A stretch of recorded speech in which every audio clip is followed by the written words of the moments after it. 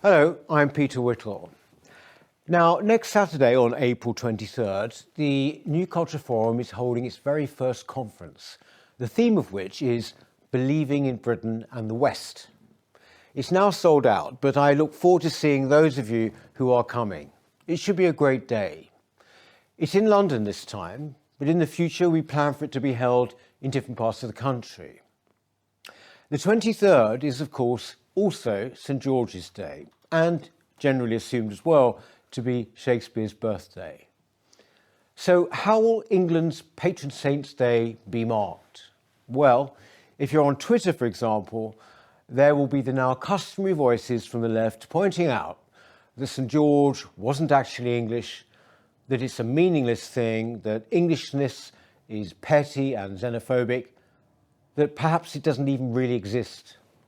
This has become par for the course and is a more virulent form of the disdain with which establishment officialdom has always regarded St George's Day and indeed the notion of Englishness itself. Here in London, in Trafalgar Square, there is a celebration, but I'm sure many of you are simply unaware of it. It simply does not have the profile of Eid or Diwali, St Patrick's Day or St Andrew's Day. A celebration of St George's Day makes the liberal establishment uncomfortable. Throughout past decades, Scottish and Welsh nationalism has always been regarded as the right kind of nationalism. Implicit in them was an attack on the status quo, which meant that it was progressive and therefore good. English nationalism, on the other hand, was considered unpalatable, something to be feared, something to be resisted. This attitude, indeed, has a long pedigree. As George Orwell famously pointed out, for the English intelligentsia, there was always something shameful about being English. The huge growth since then, in what we might call a kind of lumpen intelligentsia, increased the influence of such attitudes on the broader culture. As the journalist Gary Bushell recently observed, even the Queen Vic in EastEnders doesn't observe it.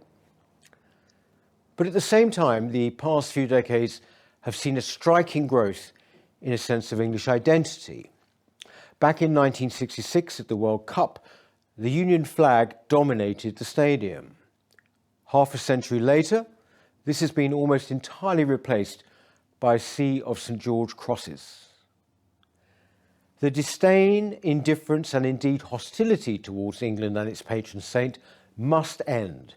St George's Day must be a public holiday. There is no justification, absolutely no reason for it not to be, unless you are one of those people who has a distaste for your own country or a snobbish contempt for people you probably call Little Englanders. In the meantime, at future St George's Days, why not organise celebrations, street parties, or in a local hall or centre? If there's one thing we've learned since Brexit, ultimately there's little the liberal establishment can do to thwart grassroots opinion, however hard they might try. And as we know, they try very hard indeed.